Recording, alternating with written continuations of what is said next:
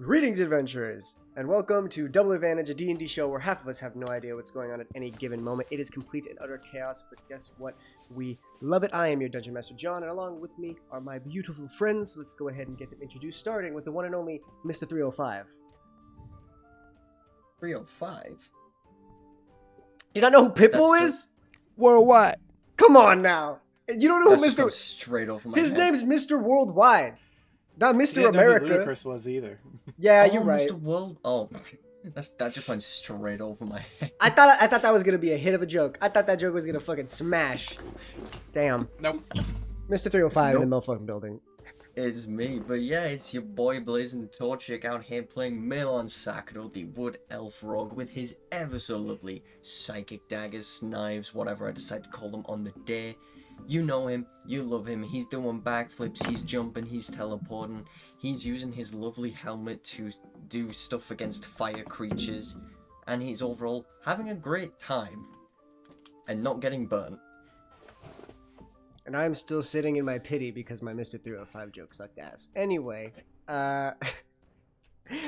get Bryce. Hey guys, it's me, Bryce. I play Volstagg the Forgotten, half-orc druid, wild shape.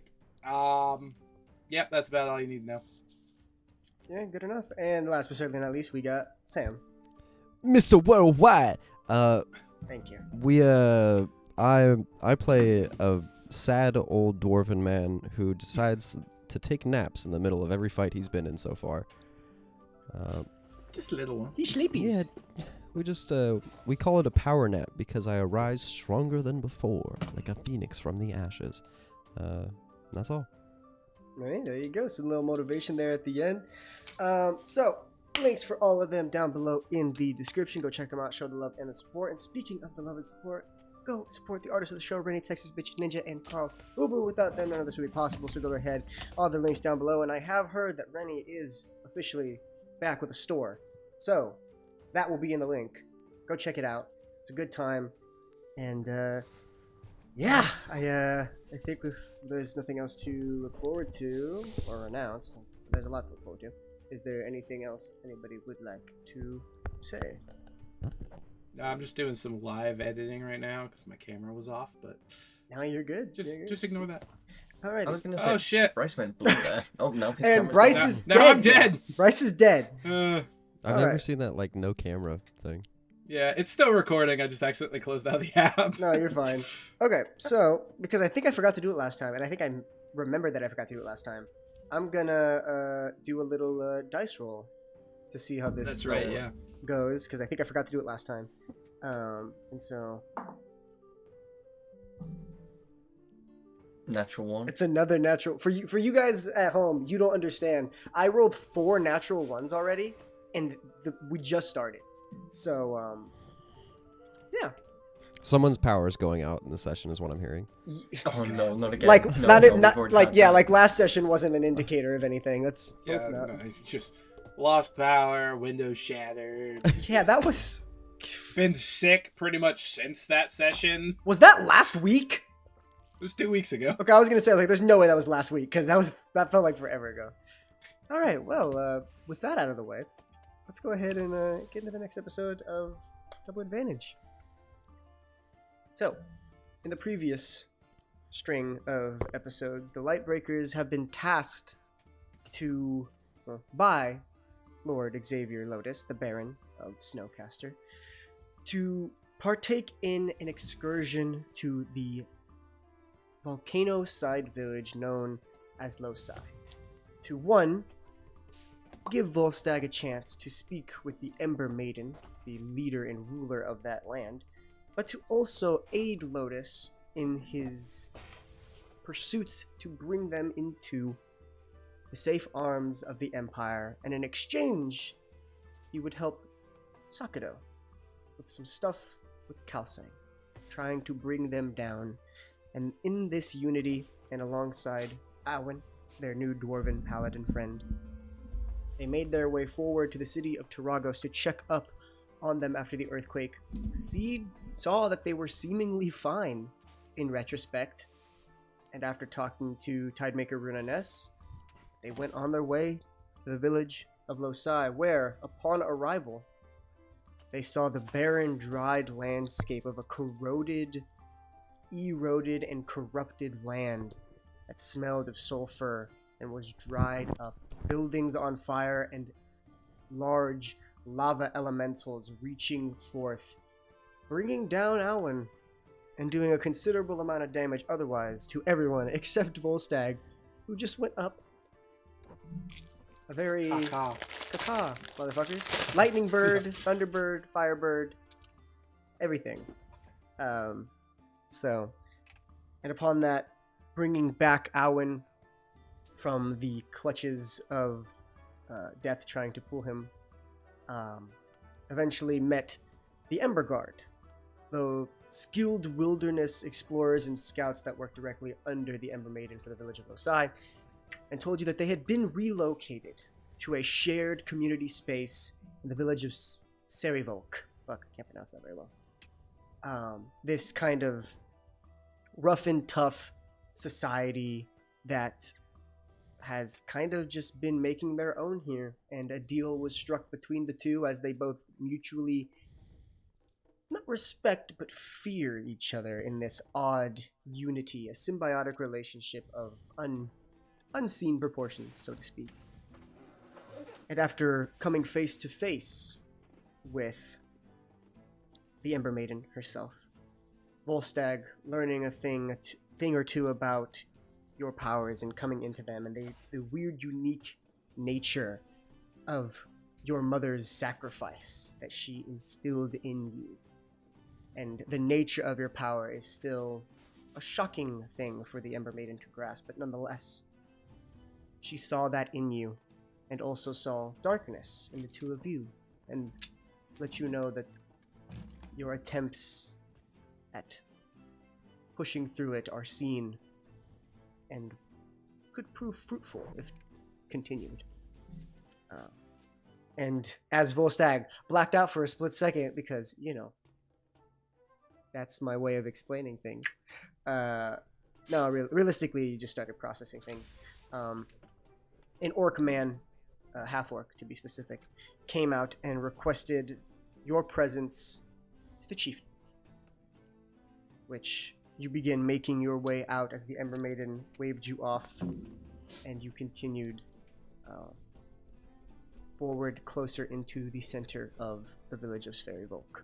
So, as you do, you guys begin to walk forward as the orc leads you kind of through this kind of winding path. You can see many people kind of sitting about. You could see a lot of people doing leather work, metalworking. You could see some of the people on the other side that are the Losai, people of Losai, are kind of sitting about. You can see that they're like knitting and crafting, basket weaving. There's two drastic comparisons here in a side-by-side, but they're doing the same thing. They're crafting, they're working. There's common ground here, but either there is no desire to form it, or they just don't know how. And it's this weird, like, butting of heads without wanting to really butt heads. And it creates a weird environment, but it's also kind of intriguing in some weird nature. But as you begin to walk, you can see the half-orc. You can see broad shoulders, very same build as Volstagg, as the genetic heritage of orcs would be. Much taller than Volstagg, much more muscular, as a person who seems to actively work out. You can see that they have kind of like scruffy hair at the top that's kind of shaved in on the sides, big eyebrows, a large scar down like the cheek and a little bit into the neck, and these very large tusks, much larger than Volstagg's, that kind of protrude outwards and curl upwards. And you watch as they turn back to you as they're walking. So, if I would advise, best case scenario here would to be respectful, to be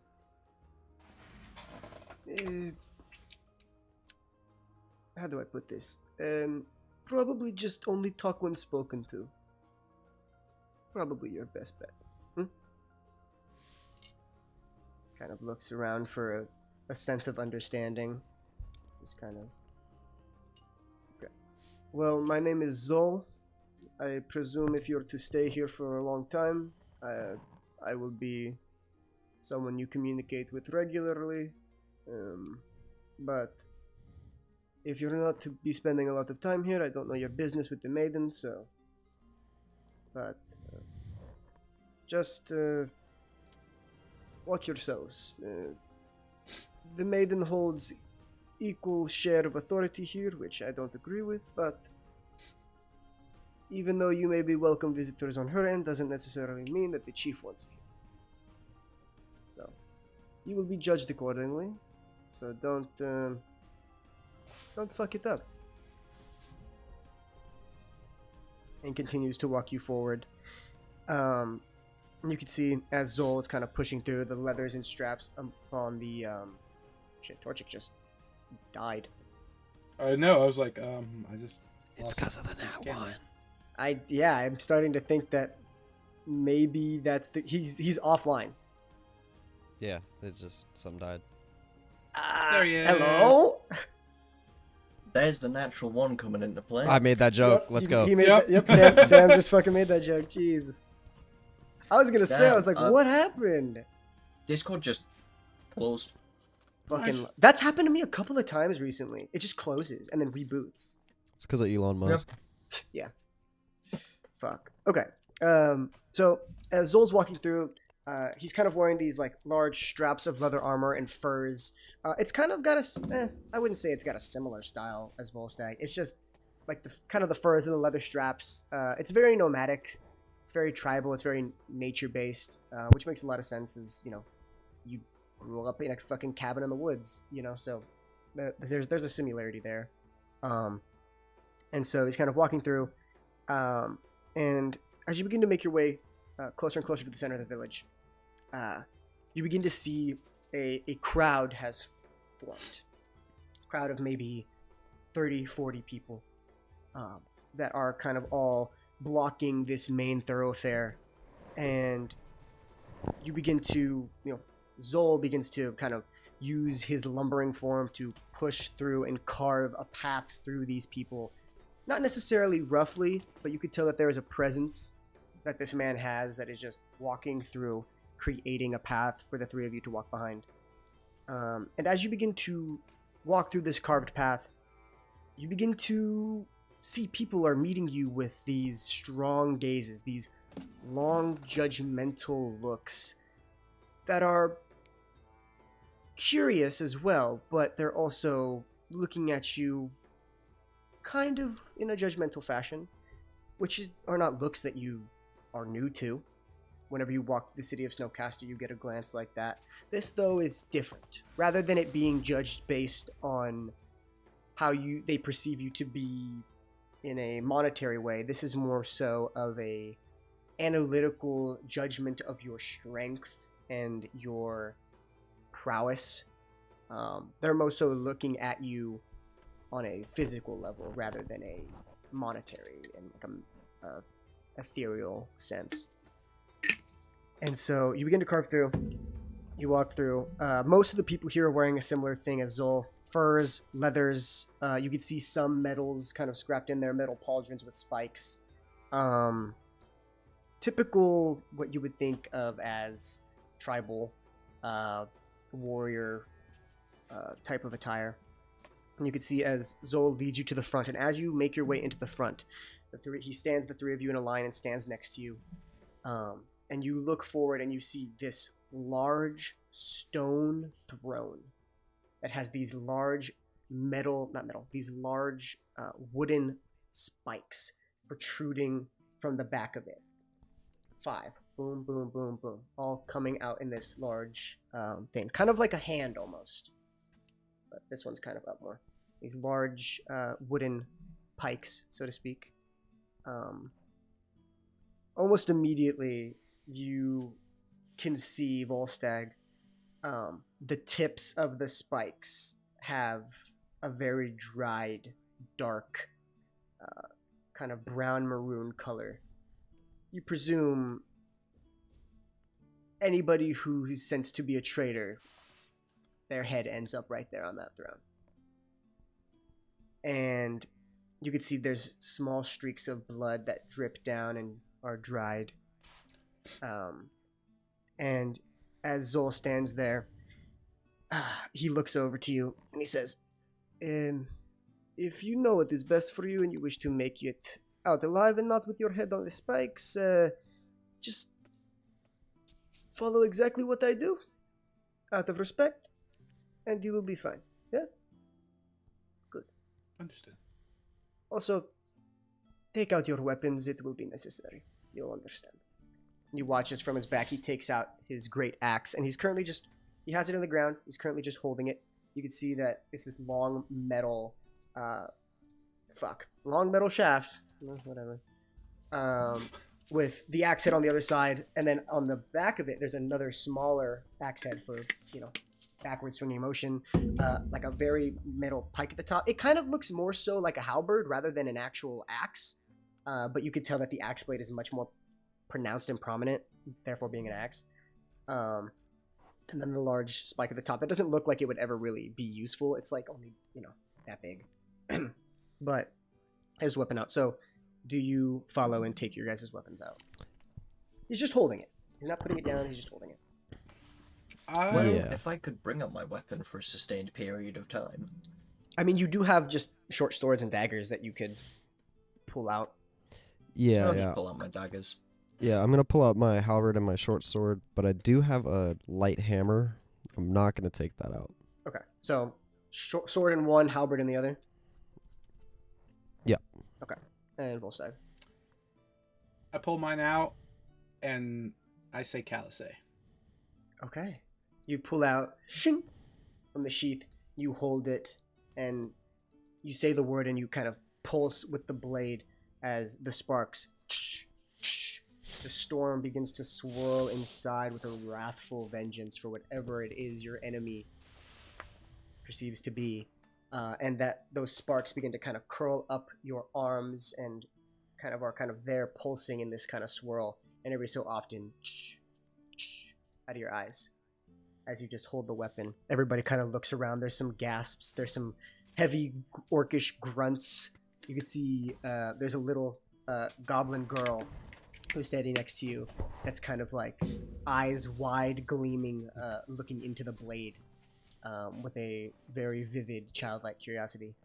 And as you do, the crowd kind of, oh, what's that? Whoa, whoa. Immediately, you hear the sound of a bassy horn blow out and wash over you. It hushes the crowd silent. And immediately you begin to hear heavy footsteps.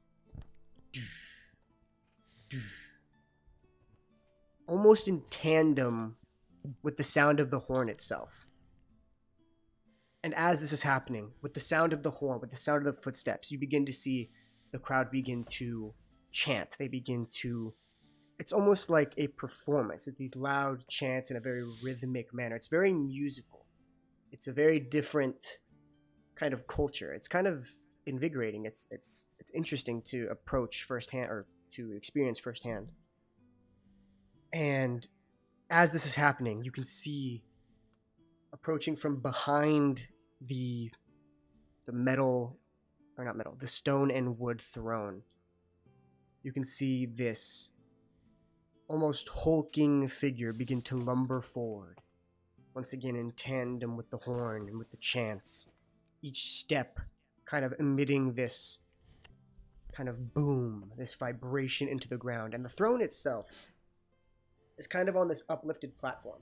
So in order to, even though you're in the very front, in order to look at the throne, you do have to look up a little bit. And you can feel the vibrations. You can see with the step, the actual platform and the throne itself do shake a little bit with all of this vibration.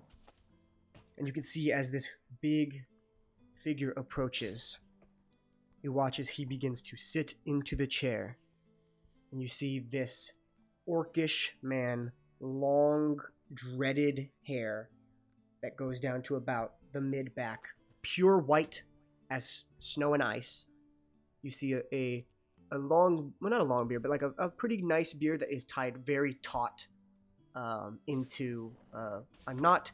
Seems like it is tied with itself, like a beard knot, which is definitely not healthy and is probably pretty painful, but is tied down into a knot. And you can see kind of the dark, it's kind of like an orangish gray skin. Whether that be due to age or due to natural stuff here. And Volstagg, this is the first time you've seen more than one orc at a time, especially pure orcs. You can tell that with some of the half-orcs like Zol, they do retain kind of the similar green skin to yours. Some have a little bit more of a darker navy tone. Some of them are a little bit more on the tanner side rather than actually green, kind of more resembling human skin tones. But you see with some of the full-blooded orcs, some of them even get into like this kind of purpley gray skin tone, kind of these deep colors that kind of remind you of the Underdark a little bit, with some of the Durgar and the I don't think you met any deep gnomes. No. But like what are they? The Cervethlin or whatever they're called. I don't know how to pronounce it, but it's kind of along those lines. I think it's close. But it merges more into like the purple gray area. It's like this weird kind of borderline. But you could see this person who sits in the chair kind of has a greenish gray. I don't know why I thought I said orange. Greenish gray kind of tint to them. Large scar kind of coming from the temple of the head down into the cheekbone here. And you could see that it kind of crosses through the eye, but the eye itself doesn't look like it had ever taken any damage. And you watch as he takes this giant cloud-like greatsword. It's a thick blade with a skinny handle at the bottom. Watch as he takes it out from his back, spins it in one fell swoop, and immediately in between his legs at the foot of the throne, he slams it into the ground. And immediately at the same time, you watch as the horn silences, and every single person who had their weapons out immediately slams it into the ground as well. You see that Zol takes the top piece of the axe, spins it, and slams it into the ground. You see that people are slamming spears into the ground. Those who have hammers, on the hilt of the hammer is a spike that they push into the ground. You can see that people with swords are getting down on a knee and slamming it. It seems as if everybody here is allowing their weapon into the earth for a time during this moment. I do the same with my halberd.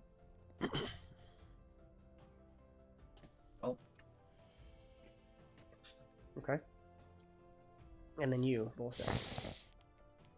I flip the sword around, kind of like in one of these positions, and gently rest it on the ground. Okay. And as you do, it cuts like butter.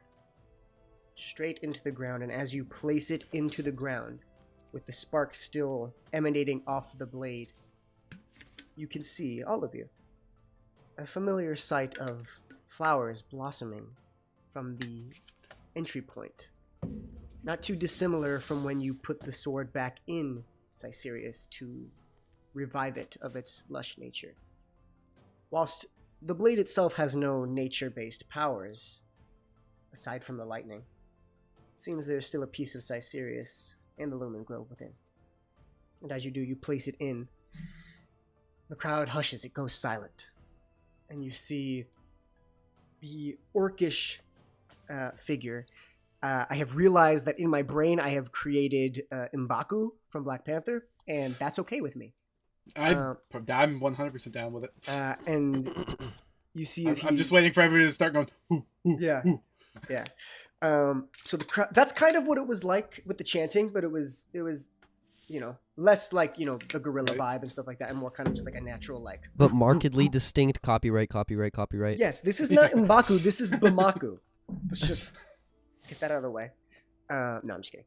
And you can see that still holding the edge of that gigantic blade. He's kind of leaned back, begins to kind of stroke a little bit and not stands, but kind of sits up and leans forward. The people of Sverivolk, it has come to my attention that in the recent sharing of power with the people of Losai and the Ember Maiden, that her liberties are being reached as outsiders are being allowed into our homestead without proper counsel. To which I understand the Ember Maiden I granted fair share of authority. A simple word would have been appreciated. Do you not agree? And you hear as everybody begins to chant and gruff in an agreement. And he holds a hand up and closes it in ensuing silence. Now that is not to say that the people of Losai are bad people without morals or without respect. But they must remember whose home this is, yes?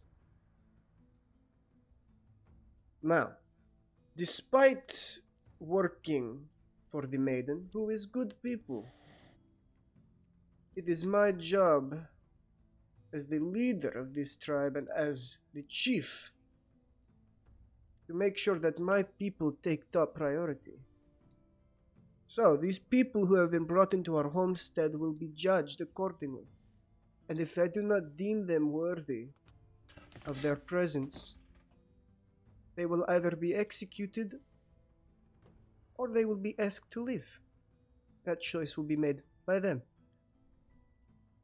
Now, I understand, Zol. You have brought these people to me, and I can see that they are an interesting bunch indeed.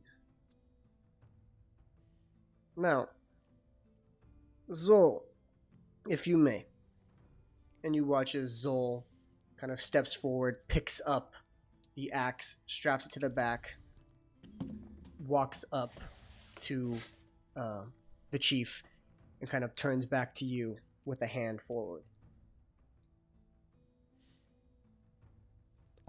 I guess I advance. Yeah. So you are brought up to the platform, and you can, the crowd is behind you, but you turn, you can see the 30, 40 people all with weapons at the ready, looking at you and looking at the chief to understand what the next step of this is going to be. And so you step up, and Zol kind of looks forward. Please, introduce yourselves.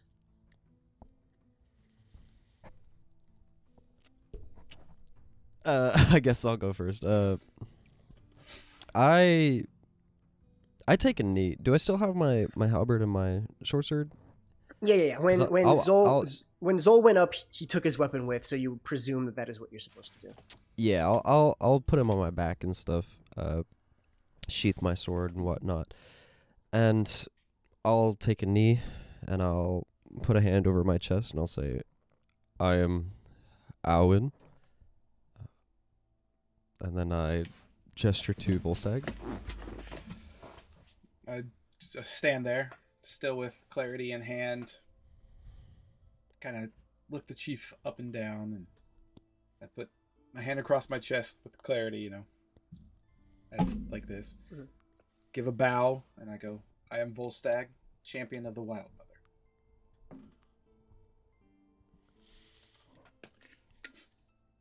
Well, I guess it's my turn. I am going to assume the standard ready posture of the Kalsang military force. Mm-hmm. Oh. And I am Melon Sakdo, Crimson Champion. So we have two self-proclaimed champions. That is quite an interesting tale to tell, yes? I can see that you possess a very intricate weapon. It is quite curious. I may ask you about that one day. I may tell you about it one day. Well, I sense that you are respected in whatever circles you come from, but you must remember this is a different circle entirely. So respect must be earned, and if it is not, the price will be paid and met, yes? Those are agreeable terms. Good. You watch as he stands up, and you see this hulking, broad-shouldered, for an orc this age, which, for you, Owen, immediately, this is probably one of the oldest orcs you have seen. Yeah, I'm scared shitless of this guy. This is pure blood orcs, which you presume this man to be, do not live very long. No. Mostly because they die in combat before they can be old. Yeah, no. The life expectancy of full-blooded orcs is like 30 years. And that's not because they will just be old and die at 30. It's because most of them are just killed. So this is an actual rarity, like a historical rarity to see. Yeah. I'm sure that in my adventuring days I've heard like passages of the only thing that should truly scare a man is an orc who has grown old. Yes. And I am completely terrified. Like, I'm doing anything I can to fit in, blend in, not stir any of the pot at all. Just get out of here alive. Nothing is more terrifying than a wise orc. That's just... Yeah. So, he stands up, and this is... Despite the oldness, you can see that there are wrinkles in the skin. The hair is gray, but the muscles are that of a primed up 20, 30-year-old person. The posture itself is rather upright, and you can see we are now in the almost 7-foot range of this massive orc. As each footfall shakes the ground in front of you, begins to approach, and walks past the blade, but right before, kind of reaches back and grabs it, and swings it out in front of you slowly, as just a kind of to show off his own weapon, so to speak. Walks up, and in front of the three of you, you watch as he takes his weapon, gently puts it into the platform, and leans both of his hands on the top of it, and just begins to look you up and down. You, Volstagg, are no stranger to analyzing people. He is very much trying to understand everything about you with just a glance. And as the three of you see, his eyes meet you every once in a while, but almost looks as it's looking through you. And you can see that his eyes, these are the eyes of a man who has seen many things, has fought many things, has killed many things, but yet is still inquisitive, insightful. It's odd. And looks up and down. And as he's done with that, he goes up to you, Sakudo. And he says, "Look me in my eyes." As Sakudo takes off his fucking sunglasses. And he stares, you make a solid eye contact for not but 10 seconds, but it feels like eternity. As he's just taking it all in. And he kind of pulls back.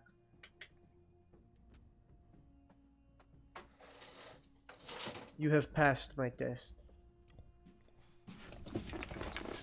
Oh, that... Don't take that too lightly. Okay. Walks over to you, Alan. Stares you up and down. And then says, "Are you afraid to look me in my eye? Or No, will you accept?" I'm looking at him in the eye. I am 100% of my concentration is controlling my breathing right now. Okay.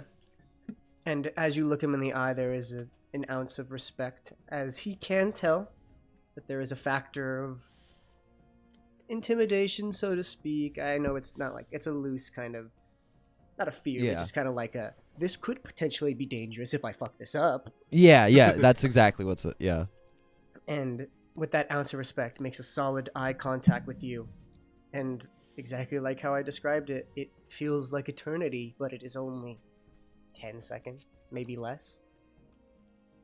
Looks you up and down. You have passed as well. I sense a warrior's heart in a man who has seen many things. Not too dissimilar. How tall is the chief? Pushing 7 feet. He's like 3 of me's shoulder to shoulder. Yeah. I'm like just picturing. Yeah, like that's just this kind of intense stare down, but he's like. Yes. I'm assuming he's coming down to like 1 knee to come to my level. And even then, at 1 knee, he's still much taller than you. Like 2 of me's. Ooh, yeah. So he kind of gets back up, goes up to you, Volstagg, begins to look you up and down the same. You watch his eyes still dart back to clarity every now and then, out of a morbid curiosity of what you possess. You can sense with your own personal ability to gleam people. This is like 2 juggernauts, 2 mental juggernauts psychoanalyzing each other at the same exact time. Every time he gleams something about you, you have gleamed that he has gleamed it. It is a very interesting dynamic as he's looking about. There is this curiosity, there is this sense that you are being a little show-offish that you glean from him, which maybe you are, maybe you're not, that's up to you. A little bit. Or just trying to, remain in... Yeah. That we're not here for, trivialities. We're not here to be intimidated. Okay. We will stand our ground and not be bullied. And that you have, and that you continue to do as he looks you up and down, glances at Clarity. You watch as he stares kind of at your kind of chest for a second, analyzing your armor, analyzing you, and continues to glance at the sword, and then, will you look me in my eyes? I do. And watch as Lock eyes with him. He locks eyes with you. He begins to kind of, you watch as the eyes are, there's this intense trying to figure you out. You are a tough nut to crack. He's looking at you, and it feels like 30, 40 seconds. And that's because it is. And you watch as he kind of pulls back. He looks at you. You could see that his facial expression has darkened.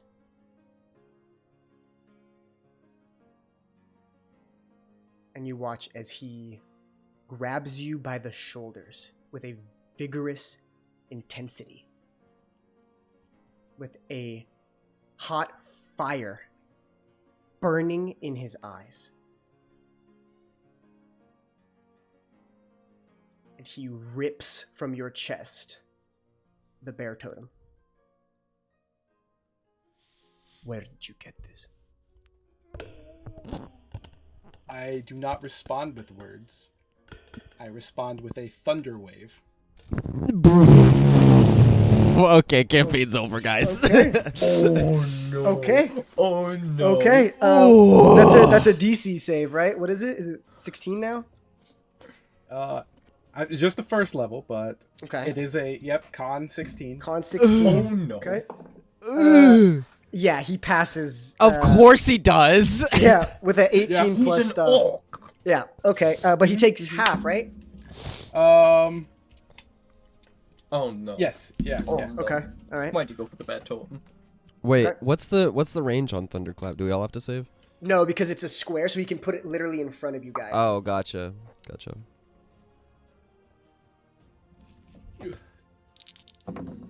4, so half 2. Okay.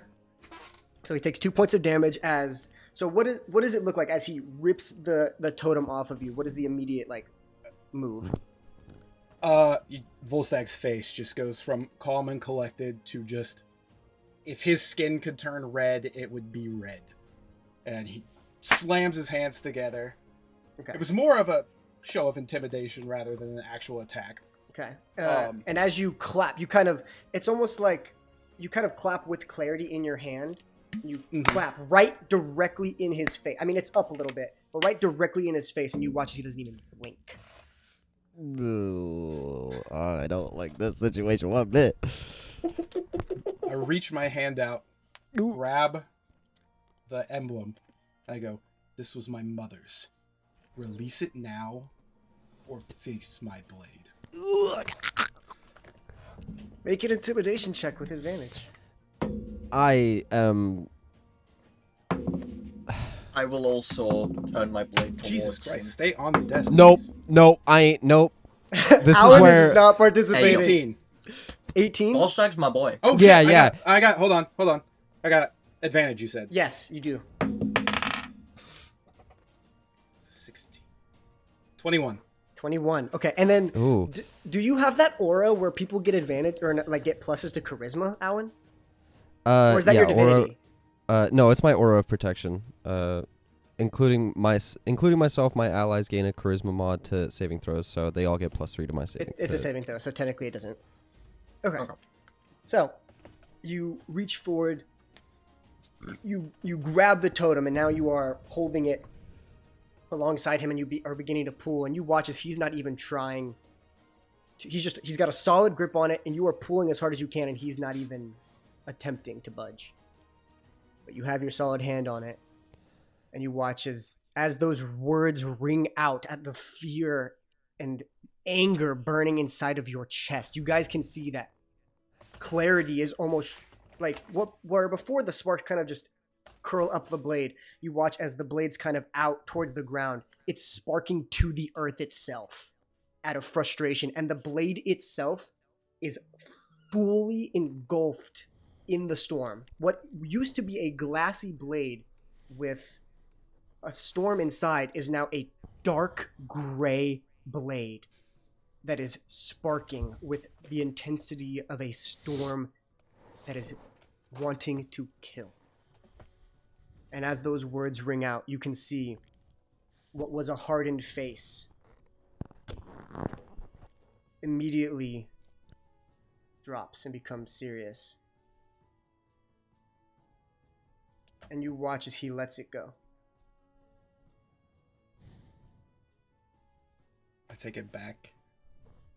I still stand my ground, but he like broke my chain, I'm assuming. It ripped. So I can't just like, yeah. You watch as he stands there with the sword in his hand, and it, without really even noticing, when you clap, the second your hands met, the blade is in his hand backwards, as he was getting ready to just swing for the head. You watch as his arm lowers down. He says, "What was your name again?" Volstagg.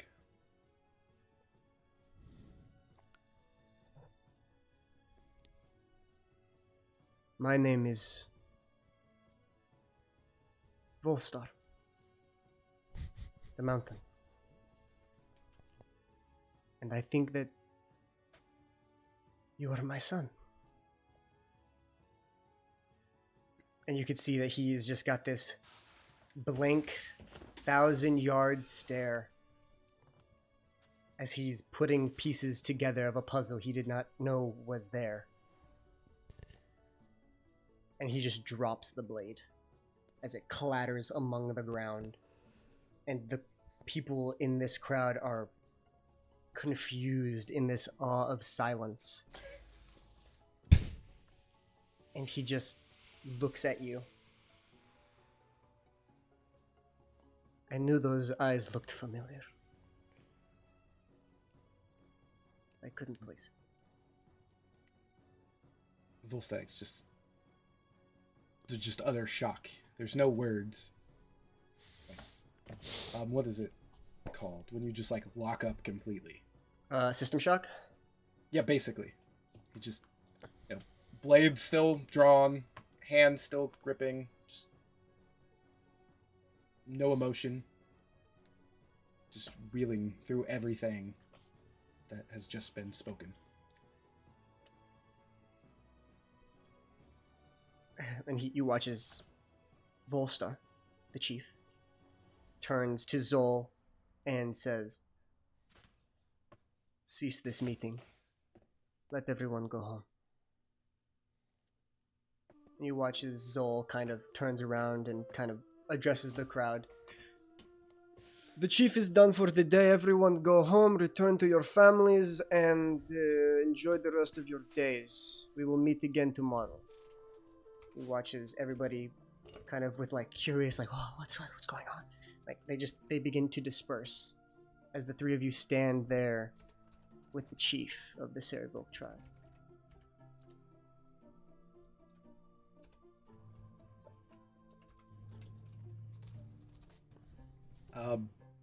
I sheath clarity. Okay. As I'm calming down, and I turn to him and I go, "You say you're my father, but how? How do I know?" Well, for one, you have to trust my word, but there are certain things I could tell you that would ring true. You see, this," he points to the totem in your hand, "belonged to your mother. She wore it every day and refused to take it off. And this is not something you can see, but you have her eyes. They are identical. The piercing blue of the ocean waters. There is no mistake there."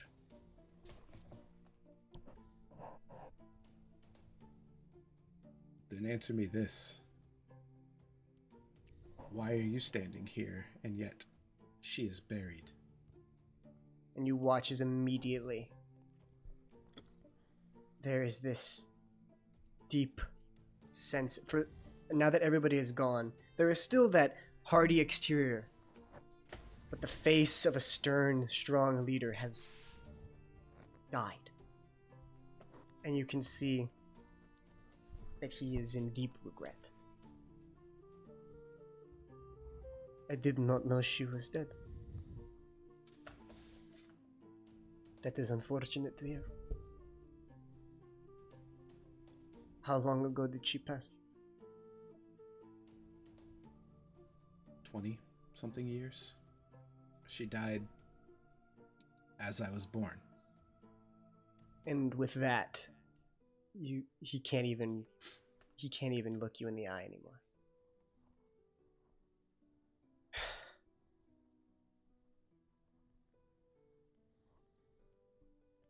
"I have lived with this regret my entire life. Knowing that decisions I made led to her death and led to me not even knowing you were alive will continue to riddle me with guilt. I made many mistakes. Your mother was not one of them. But what I did on behalf of her was.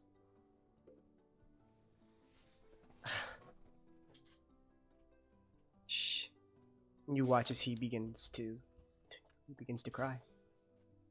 A big, hulking man begins to shed tears in front of you.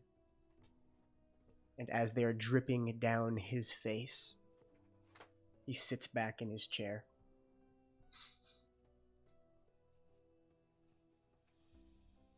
"You know, I saved your mother's life. We came across her back when we were still a traveling herd. The rest wanted to kill her. But I could not. I couldn't bear myself to do it, not because of morals, but because she was the most beautiful person I had ever seen. And I would not bear the thought. And she stayed with us for many, many months. And we fell in love. We did. I loved her with every inch of my soul. She was everything. She could track and hunt like no other, putting some of my own men to shame. She was as strong as a bear and could become one. She was the one who could challenge me. She was the one who saw who I was, who we were. Everyone sees us as traveling monsters who eat people and fend. She gave us respect, and her respect for the land grew deep. And I loved her. Then why did she leave?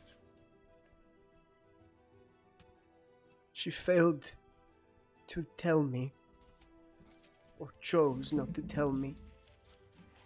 She was to be betrothed. That her heart belonged to another, but that was not true. She was just doing it for whatever reason she saw fit.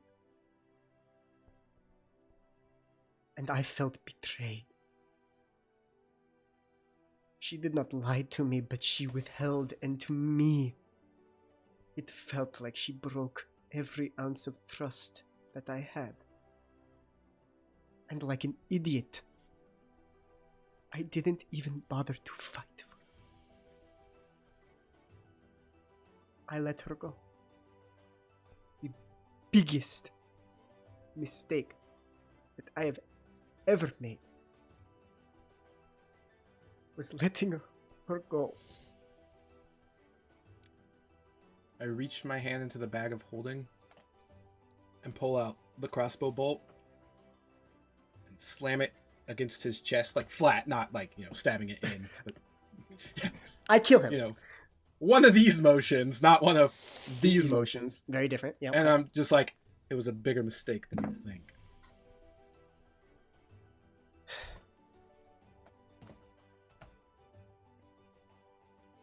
I know that I am a fool for what I did. You don't think that every day I think about what could have been. Every day I wake up remembering the moment where I watched them drag her away. I dream of the day she told me why these men were here. And she looked me in the eyes and told me that her heart was to another's.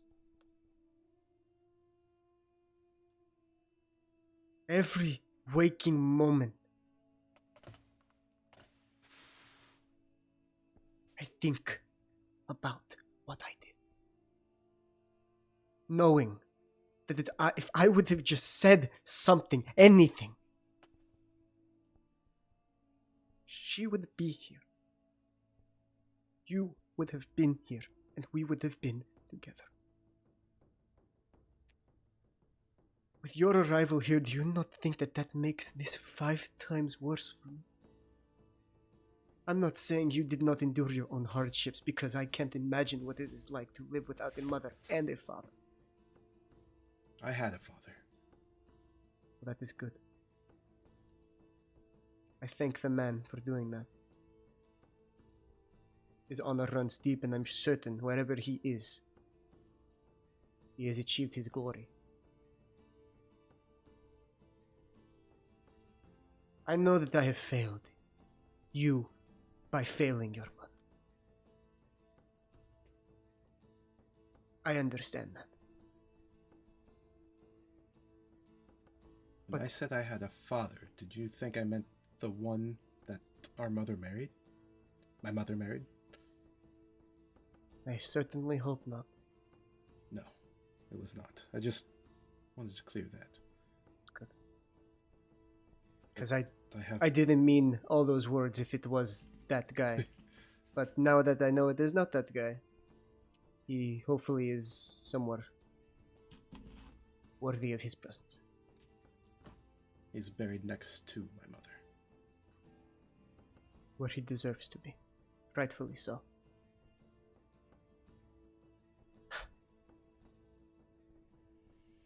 The man she was supposed to marry. Do you know him? You watch as he looks down again.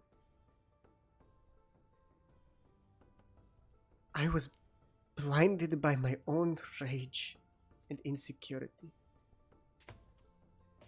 I didn't care. It did not matter to me. To ask was a further blow to my already broken heart. And with the naivety that I held, all I had to do was just say no. I could have cut those men down in a second. And she could have stayed with me. She did not want to go. But I was so hurt that all I did was turn my back and let them take her to her death. So no, I don't know. Another great grief that I will hold.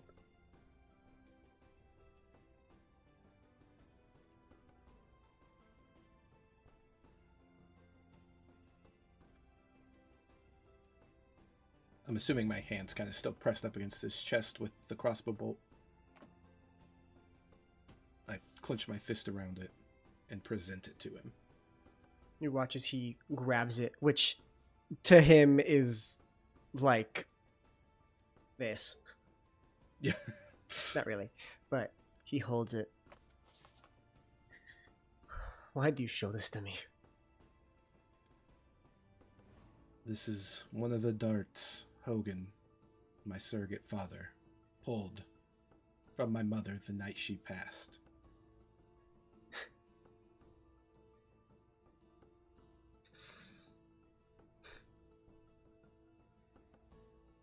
I'm sorry. I've been told it has signs of nobility. And if what you say is true, I'm wondering if he's the one that had her killed. It would make sense. If this series of events lines up correctly, she died merely 6 or so months after I let her go. Which means that at a certain point she started showing signs of pregnancy. And I'm sure he did not like that. But the fact that she made it that far means that he was stupid enough to think it was his. 'Cause you can only conceal it for so long before, you know.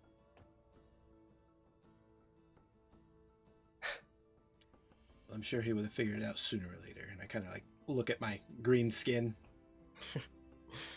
I'm sure he would have.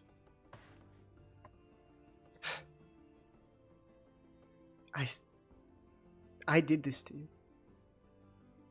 I did this to her.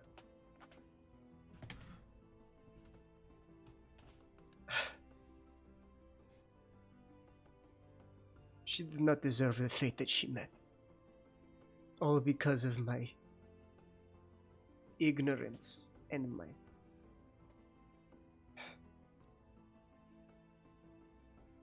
She did not deserve her fate. But if she's anyone like the person I've come to believe she was. She would have been appalled by my behavior. So I apologize. I let my rage get the best of me. And I think that there's a bit of me peeking through. Your mother knew. She knew how to make me the best that I could be. She was everything. She was wonderful. She was far better of a person than I was. And I'm glad to see that more of her shines through than me.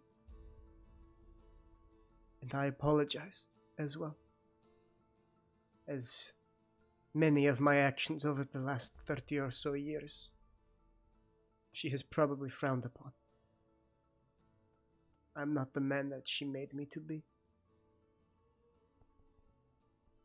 But I lost my way after I let her go.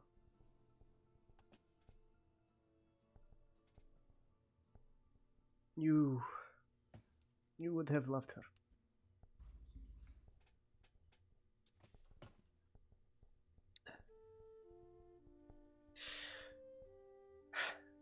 I'm sorry, this became something far different than I expected it to be.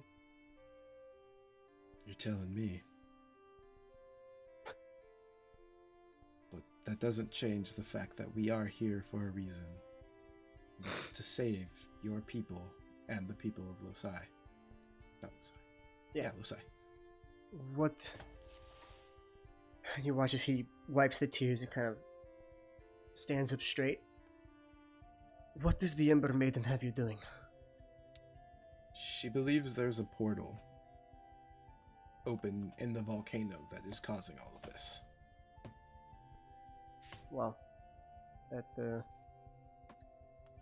Okay, that is not what I was expecting, but... So, we're gonna stop it, because it's kind of what we do. Champion of the Wild Mother, you said, huh? Is that self-proclaimed like your friend over there, or is that real? Volstagg just kind of smirks and goes, that one's real. I kind of let off some lightning. It's a better title than the Mountain, but there's a reason why they call me the Mountain. It's also a better title than the Forgotten. That it is, I think. I'm sorry. And looks to the two of you who are just standing. What's going on through your guys' heads as this is just transpiring right in front of you? His jaw hit the floor. Just like, Yeah. huh? No, I was like I'm just just like my face stays the same, but my eyes just kind of go wide and my eyebrows raise. Yeah. And I'm just like, ooh, and I kind of like I don't really look over there. I'm trying to be respectful, but like I'm definitely just listening to every word with bated Yeah. breath. Like, yeah. He looks to you. I'm sorry for putting you in that unfortunately saddening moment. I presume we all can agree that that was not expected in the slightest. Nope. Absolutely fucking not. Like I said, I am Chief Volstar, the Mountain. Any friend of Volstagg's is a friend of mine. Speaking of which, Volstagg, huh? Yeah. It's so close, it's so far. From what Hogan told me, my mother. By the way, I don't know her name. You watch as there is a gentle smile as you say that, but it's backed by sadness. Like how unfortunate it is that a son does not know his own mother. Her name was Yelena. Elena. A beautiful name, as beautiful as she. It suited her so well. Like, Volstagg is now taken aback and completely off track from what he does, or was about to say, because it's the first time he's learned his mother's name. And he just repeats it again. Yelena. And he kind of snaps back and he's like, her last words were, my little Vol. And Hogan finished the name on his own. Well, if you were to have been born in my presence, I would have fought hard to not name you that. As I don't like to be... I wouldn't have wanted you to be a clone of me. But there is still your own individuality. It is a good name. And you said Hogan was his name, yes? Mm. His fate was noble. And if I could meet him, I would thank him with every ounce of gratitude in my heart for what he had done for you. He did his best. Taught me a great many things. He was a great ranger in his prime, so... So I'm sensing then that you share just more than your mother's eyes with her. Well, after my talk with the Ember Maiden earlier, it seems as she was dying, not only with her dying breath did she name me, but she passed her powers on to me.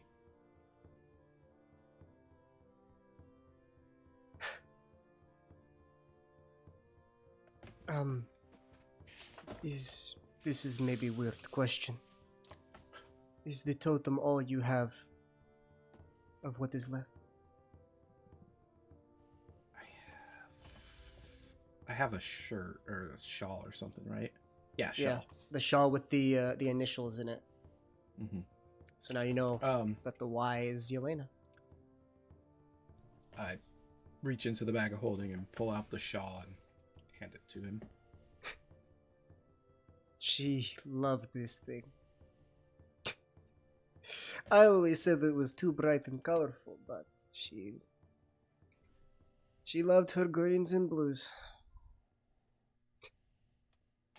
And you watch as he holds it gently in his hand, kind of thumbs it, and just kind of presses it up against his chest. And he kind of looks down. You know, weirdly, and kind of hands it back to you. It still kind of smells like her a little bit.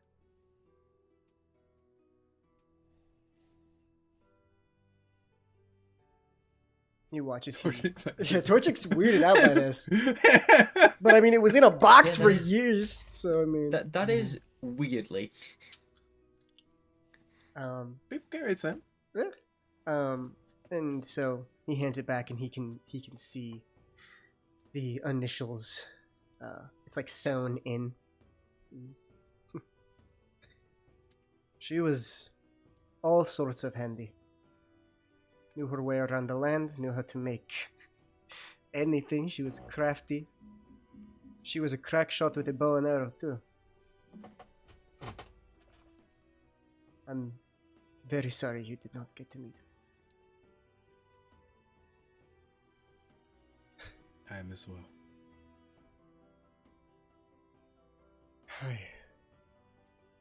Every day I miss her.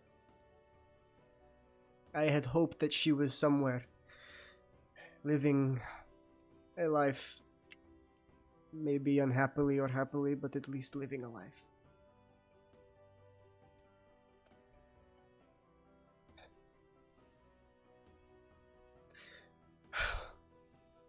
So, you know nothing of her, except what the brief things your surrogate father had told you.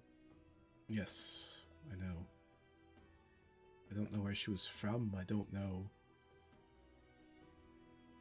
don't know anything. Well,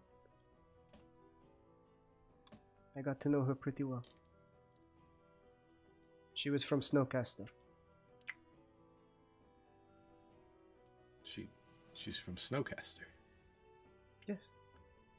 She's from Snowcaster. She grew up in a, not so well-off family.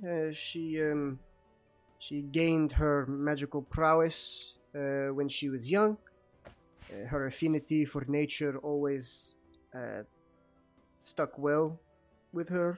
Trying to remember a name for something that I can't fucking find. Hold on. She attended the school there. It was called Brightmoor University. She was a student for some time before leaving to help out her family, and money was not a strong suit, and she was out foraging one day, and that is when.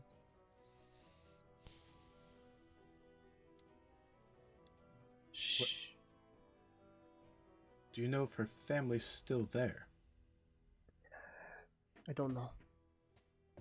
I did, like I said, I didn't inquire further after she left. Understand. What was her last name? He kind of looks up to the sky with a smile on his face. Her name was Yelena Woodvine. You fucker. No. No. Thank you. No. Thank you. How long have you been playing that one? daughter? Who saw that one coming, huh? Yeah. What? Huh. That's called the long con, baby. All right. She Now I have to get- she helped her family out. She left school early. Her family had a shop, and they tried to make ends meet, and she had to leave school to help. I know the Woodvines. You do. Yes, they're wonderful people. They've helped us with what we've needed on our journeys. Well, Yelena was always kind and helpful, so she must have learned it from them. I wonder if they know what happened to her. Considering you have the weapon that killed her and the body never made it back to Snowcaster, I presume they don't. But they must know who she was betrothed to. That very well may be the case. I don't know how that conversation is going to go.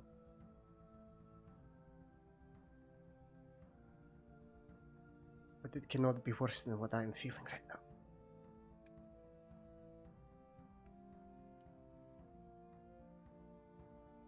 It will bring them some closure at least.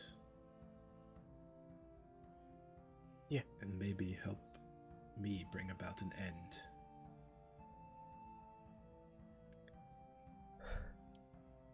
By the way, Volstag's demeanor has changed from like this kind of question to just vengeful. He's gotten dark in his mind, and he's not hiding it. Just gonna reach over and place a hand on his shoulder.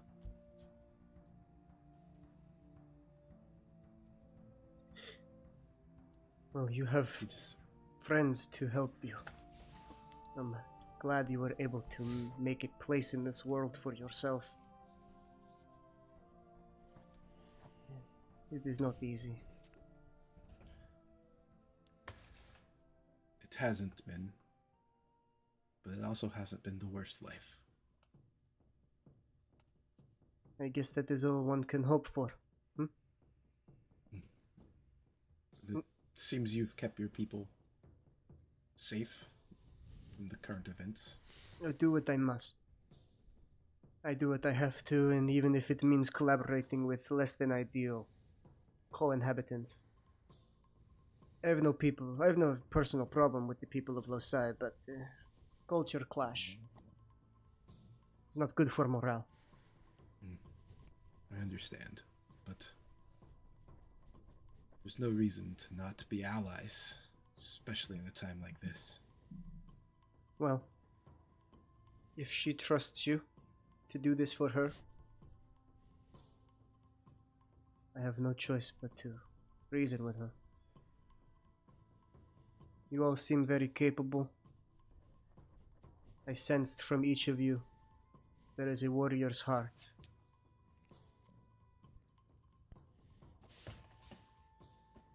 How about we go sit down, have a meal, and allow you to get some rest? I understand it has been a long day. Yes, it has. A meal sounds nice. And a drink. And yes. And maybe a slightly less depressing conversation. I would like that.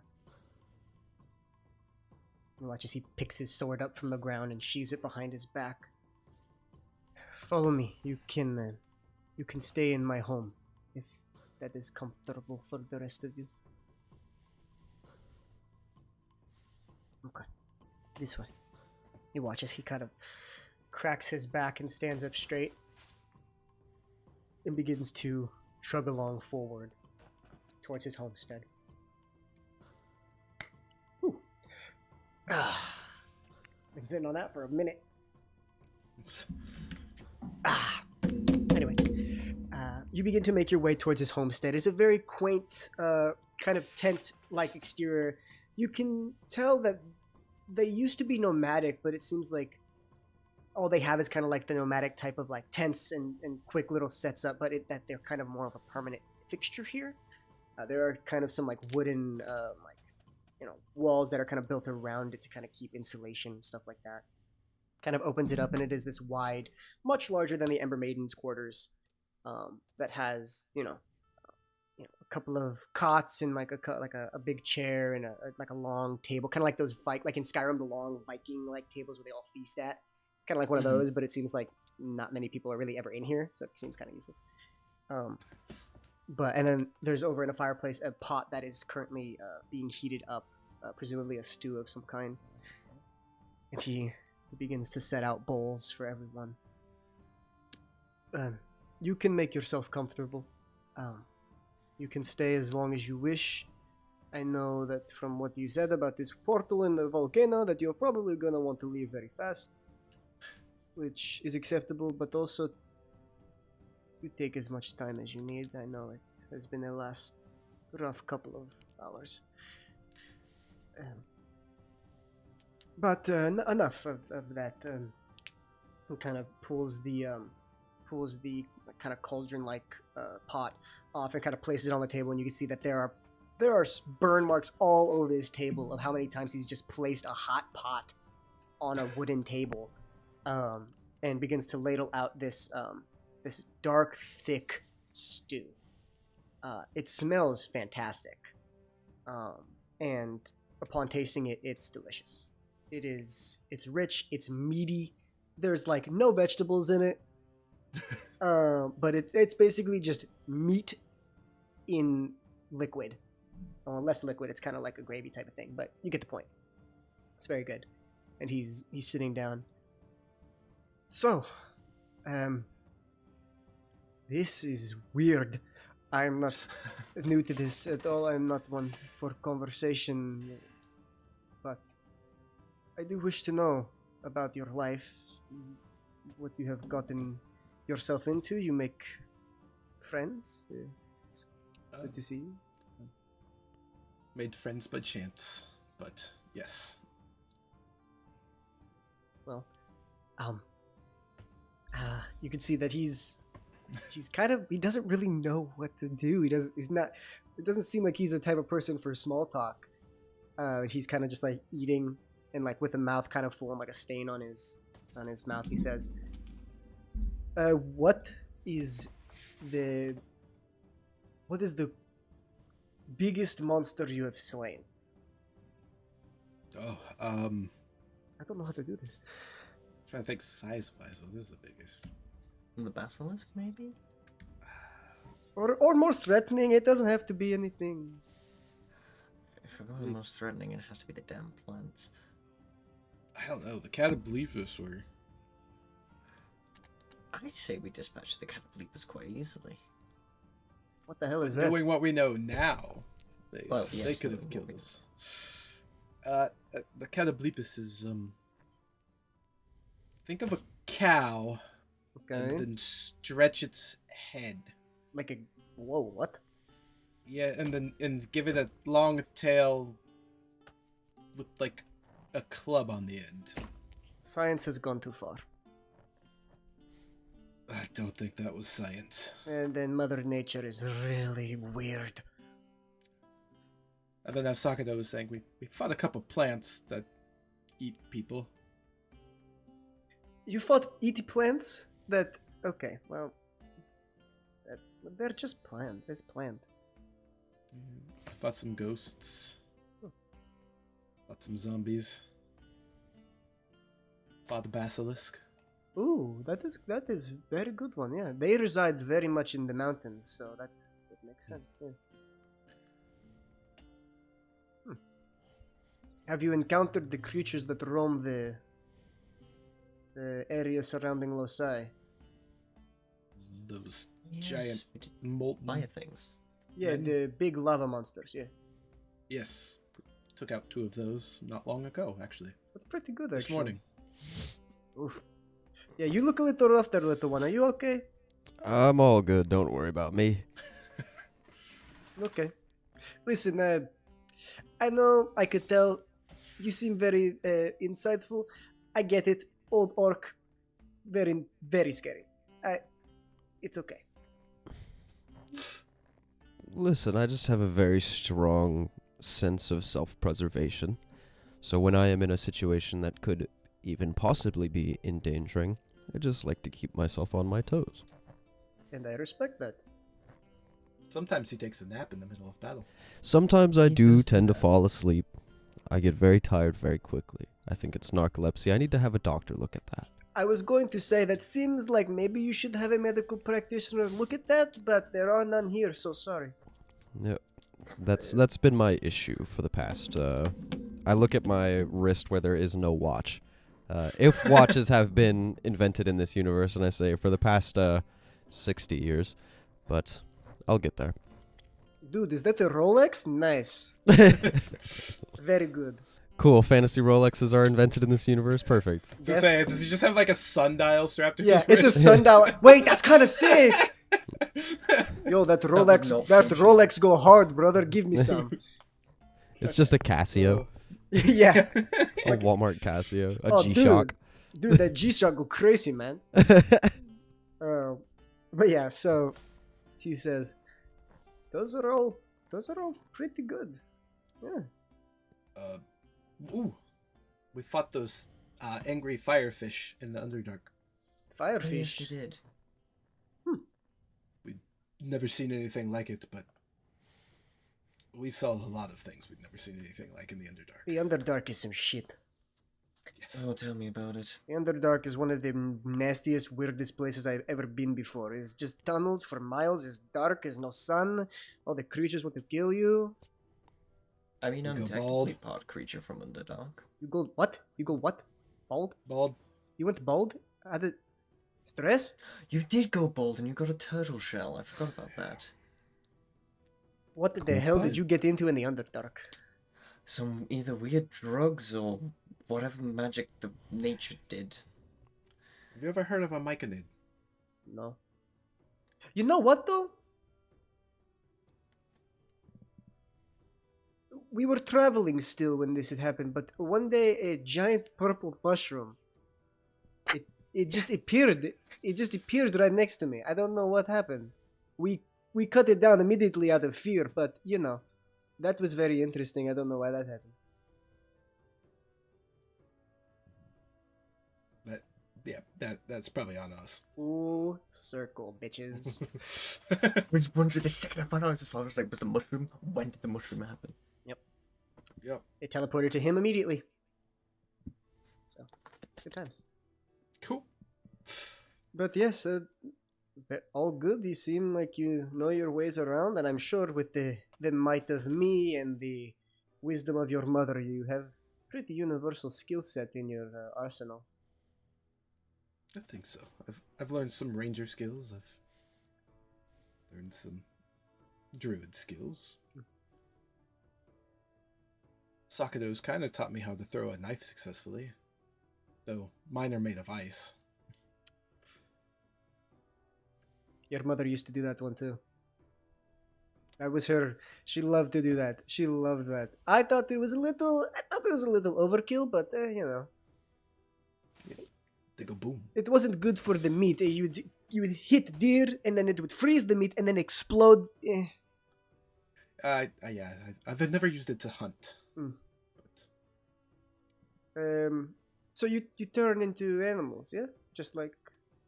Yes. What's your favorite shape? I find myself going into a dire wolf a lot.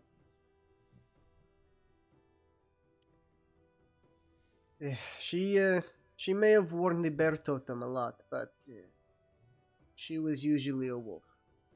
Sometimes bear. When things got real bad. Yeah. So I get that from her then. She did like to turn into a little sparrow, though, from time to time to fly around. I've only recently learned how to turn into avian creatures. Well, you have to remember, your mother went to a school. That's true. She had honed abilities. You had to learn on your own. Well, I learned from secondhand information from a ranger. It's never the same as the real thing. No. And I think his information all came from a book from hundreds of years ago. Well, it got you where you are. True. That's what matters most. And what of you? You, Sakuro, yes? Ah, yes, me. What is your skill set? What do you provide to this group? Wit. Smooth talk. Smooth what talk? else? Smooth talk. Just pull out the tongue. Whoa! I was gonna say, that's what your smooth talking got you. You put that back in your mouth, or I cut it. Just put it back. I was gonna say cutting off the tongue. Well, it's already cut off, so. It seems like a very terrible story. I would like to It hear was it. quite a funny story, actually. Looking back on it, I was a bit of an idiot, but well, idiocy can be great sometimes. That's where we met Alan. That is where we met Owen. Did but you cut it out? Owen did not. Oh, that is good. No, we were bound and caged and being Just beaten. Near death. caught in a pickle. They're quite a pickle. Quite a pickle indeed, yes. And your skill set there, Owen. Artisan tradesman. Used to be an adventurer back in my young days when I was a little more reckless, but I've wisened up by now. Don't let him fool you. He's been very helpful at protecting us. Until the narcolepsy kicks in. Usually it's not,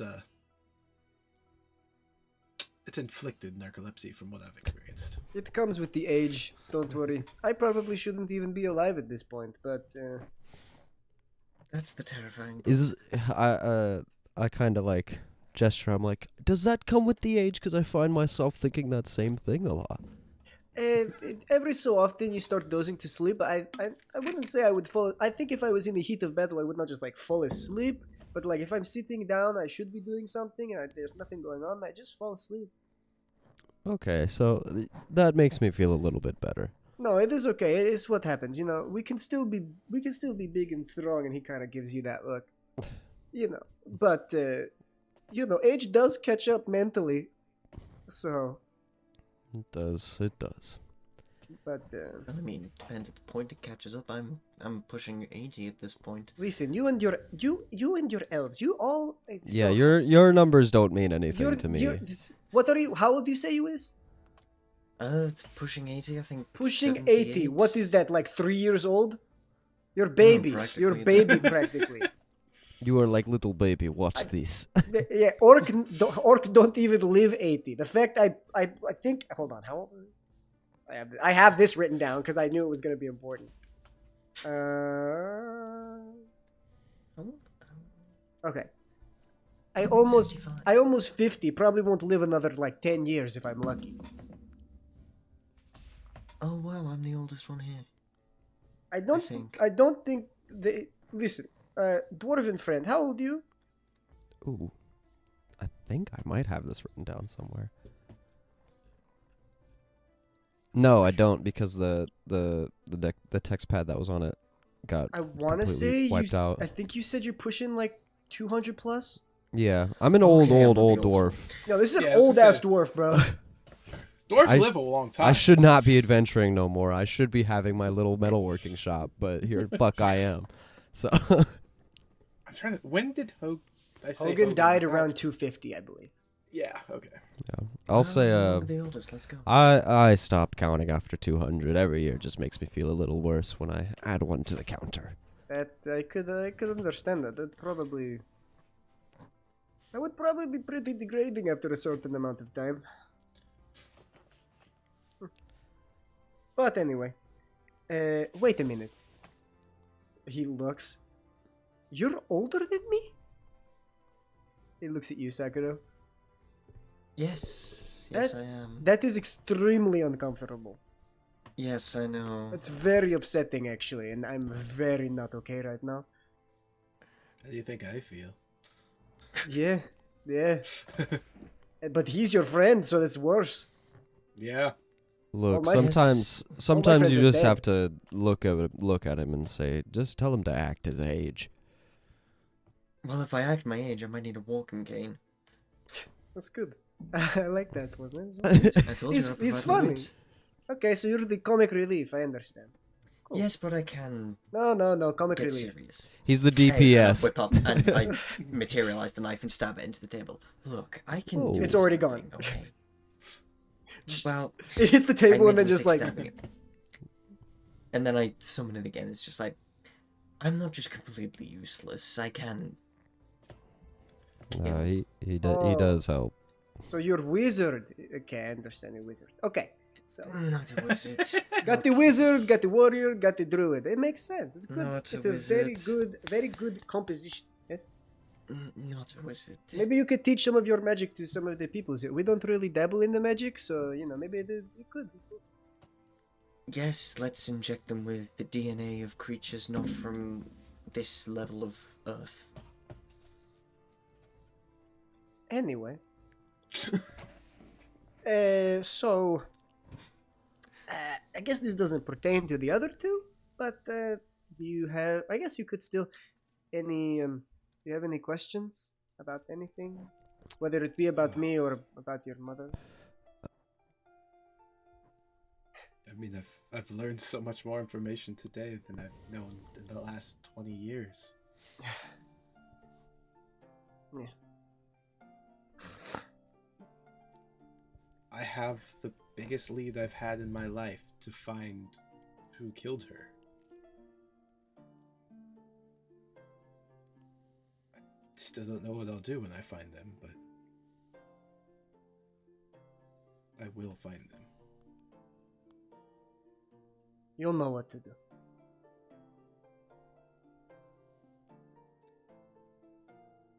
Before we leave, and I reach into the bag of holding and pull out her shawl. I'd like you to keep this. Are you sure? It means something to me, but it will always mean more to you.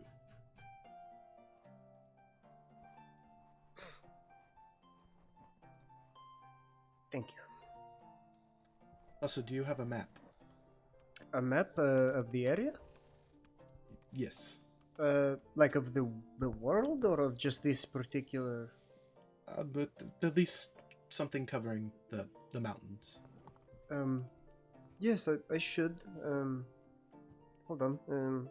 He turns around and kind of begins to rummage through a chest that he kind of just opens up, and dust kind of puffs everywhere.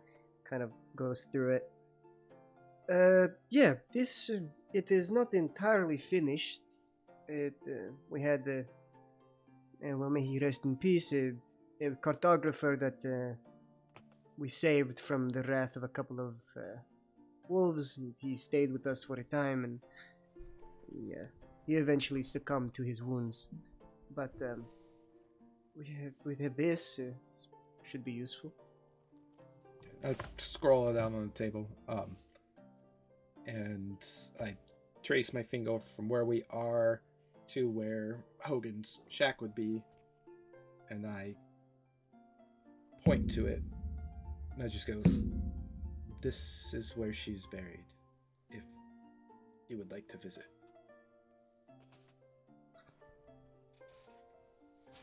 That would be nice.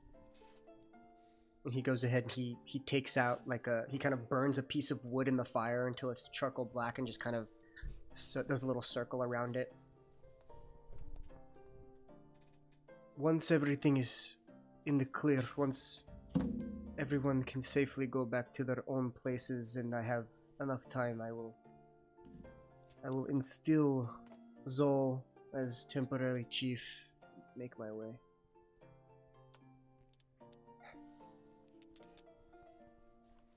I don't know if I could face her if she was alive.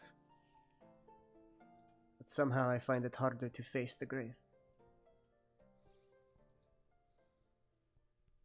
It was hard going back there after I left. But I'm glad I did. Yeah. And I think you will be too. It never gets easier. But it could always be harder. Well, any questions you have about your mother, I will answer them. But I think I can tell you all need some rest. Sleep would be nice. Yes. Help yourself to the cots. There's plenty of furs around. It doesn't get too cold over here. It's kind of actually warm, but in case you sleep cold or whatever. Just like I said, make yourself at home, and I got to go take care of some things. So you watch as he steps out, kind of has to hunch under the door frame as he hunches over and begins to walk out. Yeah, I'm gonna immediately just hop into bed, take my armor off. Okay. Is there anything else you guys like to do, or is it straight to bed? Straight to bed, but Volstagg doesn't fall asleep immediately. He lays there and just examines the crossbow bolt. And just kind of twirling it in your fingers. The pain, it's never gonna go away. Knowing who she is, where she came from, that the person who killed her is most likely in Snowcaster. But the Woodvines, your grandparents, are in Snowcaster.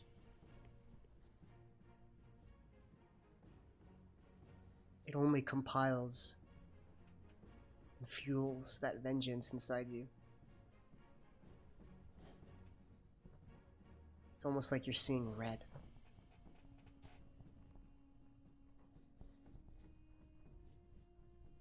So, you eventually will fall asleep. Crossbow bolt on your chest. You all get a long rest. Not sure if much was. Oh no, there was the fight today.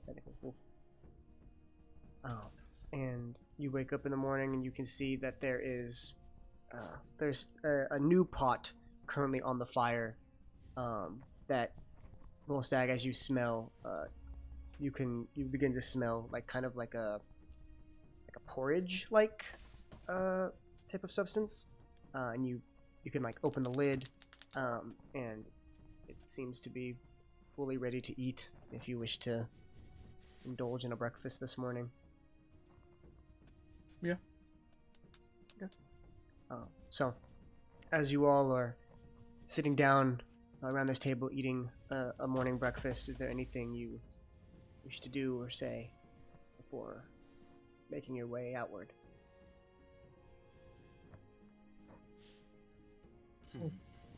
How are you holding up? I look at him.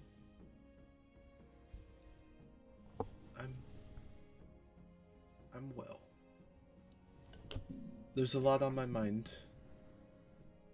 but I can table that until we save these people.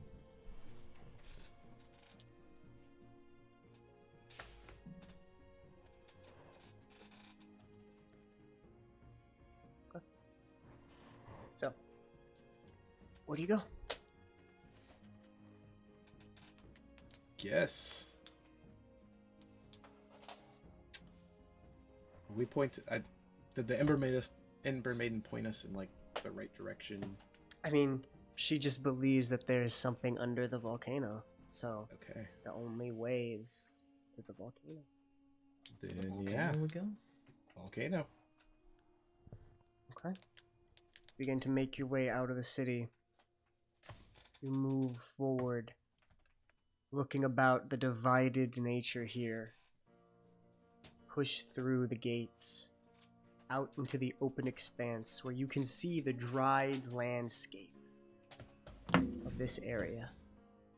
You look at it and the stark contrast of kind of the light kind of orangish grass that looks more like it's dying rather than it is being corroded, that immediately at a certain point meets a hard, rocky, cracked exterior. As you keep pushing forward, you're looking at about a day's worth of travel here. Do you leave the cart or do you take it with you? Because I forgot you technically came with the cart. Wait, I thought we left the cart in where the city before. Did you leave it in Tarragos? I thought we did. Maybe That's you also did. what I thought we did. Okay. Yeah. Because that's when where we it is. when we walked into Losai, we were physically walking. That's true. Yeah, okay, so Yeah. then you... Yeah. And so I'll watch it back when I edit. For now, we'll say it's in Tarragos. If I find information that says it's not, we'll say that it's at the Sverrevolk tribe. If new information works, yeah. arises. If new information arises, either way, it doesn't necessarily matter because you're leaving from here on foot, so Right. wherever it is, it's just going to be, so it's fine. So, can somebody, after this day's worth of travel, can somebody roll a d20 for me? Anyone? You know what? I'm gonna roll the small d20. Okay. I was just gonna ask if we were adding any modifiers to it. No, it is a straight Okay. roll to determine the events of the day's travel. Okay. Given how all of our d20s have been today, this does not bode well. Yeah. Hey, I got a 19. You did. Okay. 14. 14? 14. Can you roll a- so close to that. Can you roll a d6 for me?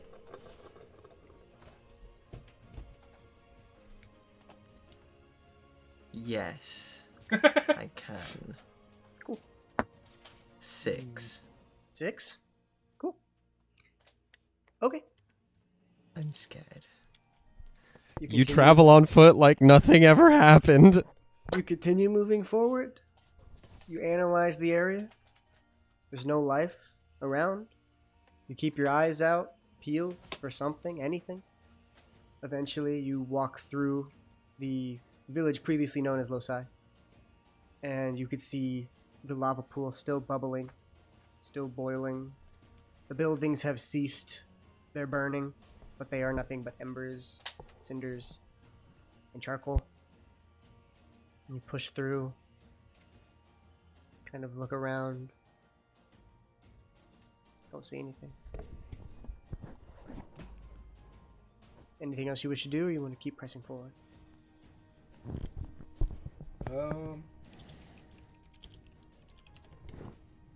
I mean, the city's basically a wasteland, right? Yeah. Pretty much just a vast expanse of cracked, scorched earth. Okay. Yeah, I mean, might as well just keep trekking on to the volcano. Yeah. As you begin to trek forward and move closer, the terrain, still cracked and hardened, becomes more hilly, more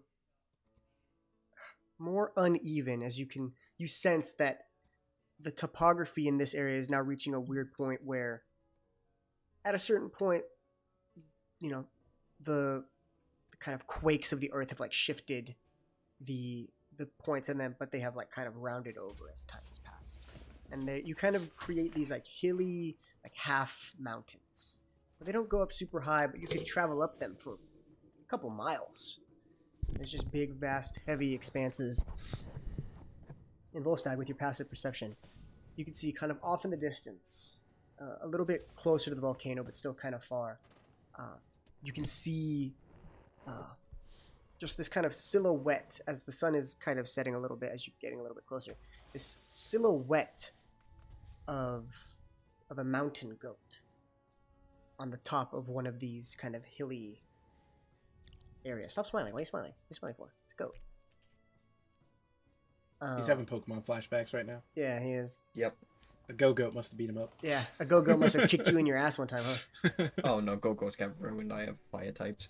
But so you kind of see it. You're like, there is life here, and you could see it kind of, galloping and hopping in the way that they do, and kind of running around. And you see a cluster of them. Kind of cluster of about 6. Like kind of large goat-like rams that are kind of like, you can see a couple of them are like butting heads and like fighting and like, doing the little horn locking thing that they do, but then they kind of travel together in a pack. And they're kind of traveling up and down. Make a perception check for me. All of us, or Just you. Because you're the one who Just sees me. this in your passive. Just like kind of like, okay. but if you don't know. That is a 14. 14.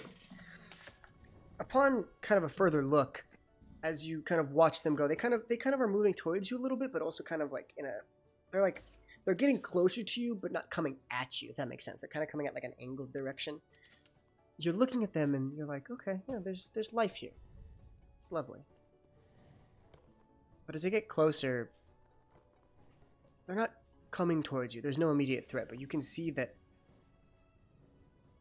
these goats or these rams, they have a weird like coloration to them.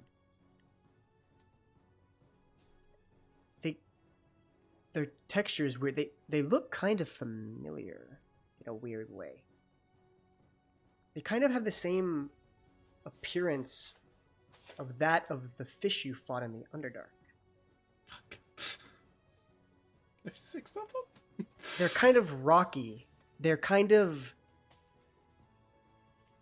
Every time they move, the joints crack, and out from them you could see this hot fire glow. And they don't seem to notice you. But something's going on here. Hey guys, let's do everything in our power to not anger the goats. Yeah, let's not do that. I'm gonna need everybody to make a stealth check, please. Ooh, baby, my speciality. Oh, baby, my actual speciality.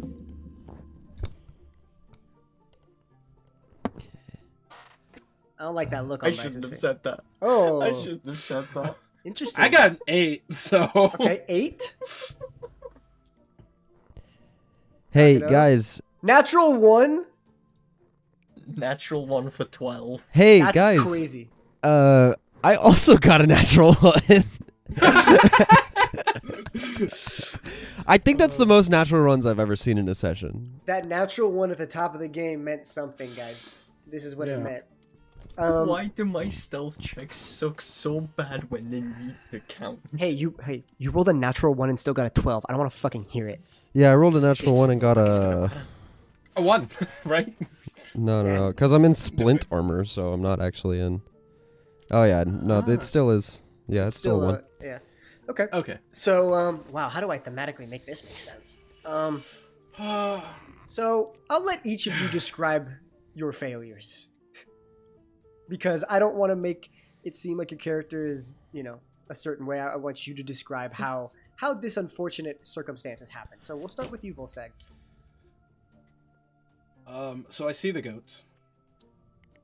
And I'm like, we should avoid those things because they look mean upon further inspection. So when I go to turn, I step on a loose rock, fall, catch myself, but the rock then tumbles down the hill, causing noise.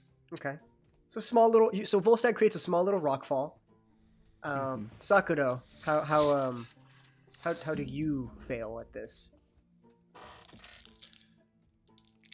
So, I'm just walking, I see Volstagg, slip and fall. I go to laugh, notice the goats out of the corner of my eye, try to stop myself, wasn't looking at the floor, there was a loose branch sticking up, I trip, but I managed to catch myself and roll.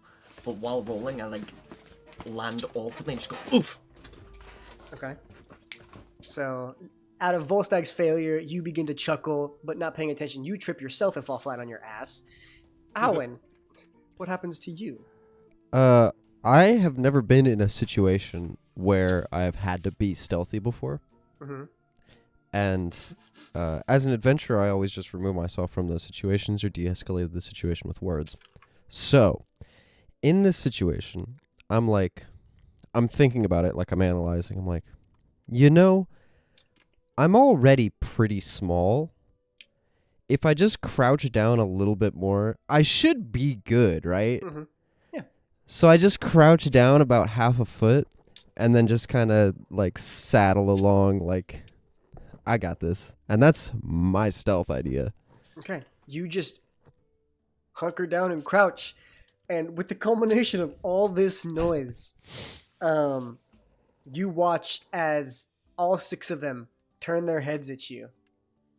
And you can see as they kind of huff, there is puffs of hot smoke that pour out of their noses as they begin to charge at you. What do you do? Do you try to outrun them? What do you... They're all coming after you like a stampede. Can't believe that didn't work, guys. Really? I can't outrun them. Y'all can try. I can't. Well, I'm assuming they're gonna be faster than us. I might have a chance of outrunning. And if Volstagg... Technically, we don't have to outrun them. We just have to outrun you. Okay, so you said that these are goats. They're like goats that are made of hot stone, and in the joints when they move, you can see a hot red light emanating from them, and their eyes are a bright red.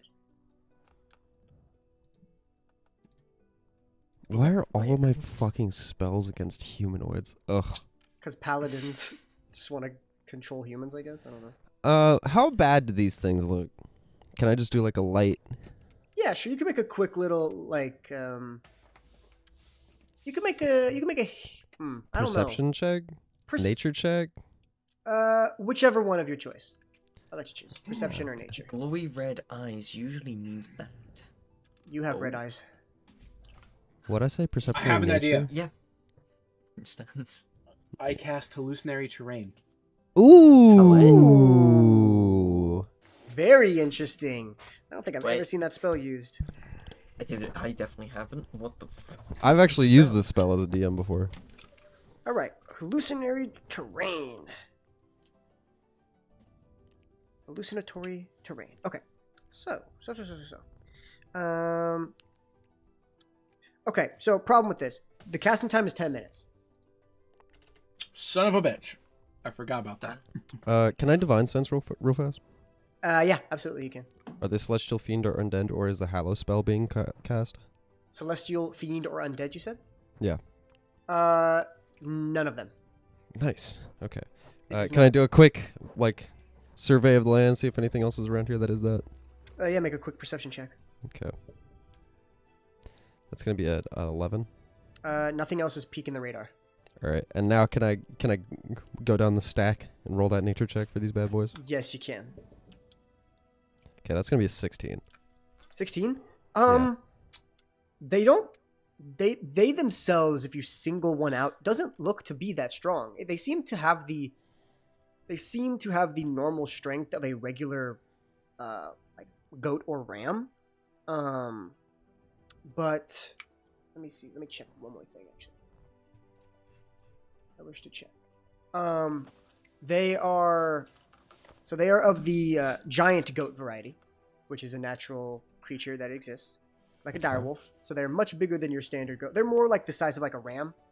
You could probably ride one. That's how big they are. They're kind of like Okay, but could Volstagg ride one? Volstagg could not ride one. No. Okay. Well, actually, technically they're large creatures, but like It'd look really weird. it So would look- basically, what I'm trying they're to about the figure out size here- of Volstagg. Even though they're large, it's kind of an interesting. Yeah, what I'm trying to do is I'm gonna cast sleep on them. Okay. Okay. Yeah. At second level, so I'm gonna roll 78.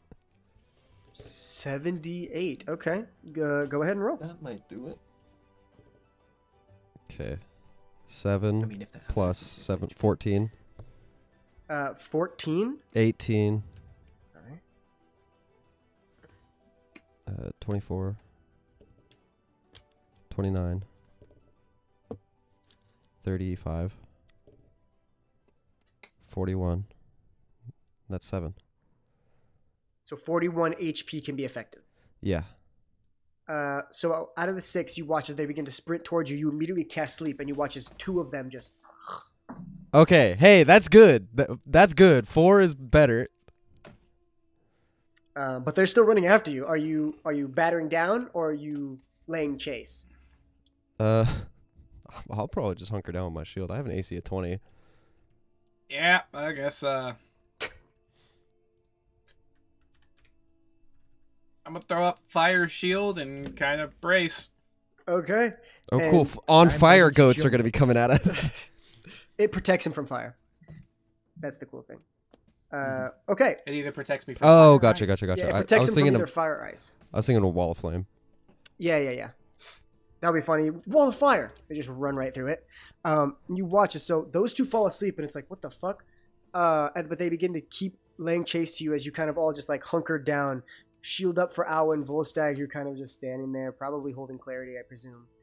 Yeah, cover myself in ice. You know. The ice, Sakudo, you're kind of staying there, battering down, waiting to summon. As they begin to charge forward, and as they're charging, you can see that as they make footsteps, their feet are sparking with flame. As they begin to run forward, you can see that as they kind of look up, the horns just in fire as they begin to charge towards you, and they're just coming at you. And that is where we will pick up next time. Cool. So, you did successfully put 2 to sleep. That was cool. I haven't seen a sleep spell used like that in a long time. But yeah, so lots of stuff happened in this one. You don't say. Fun fact: Yeah. the reveal about your dad was supposed to happen at the last episode, but your window broke. Yeah. But I think it actually ended up. I think it ended up working out pretty well. Lots of interesting stuff that I have been sitting on for a long time. And so, I have a feeling ever since you introduced the wood vines. oh, we'll talk about that because that good shit, man. Good shit. Well, thank you guys so much for being here. Thank you guys for watching. We love you guys so very, very much. We hope you guys are staying safe out there. Enjoy your squirt sticks. We will see you guys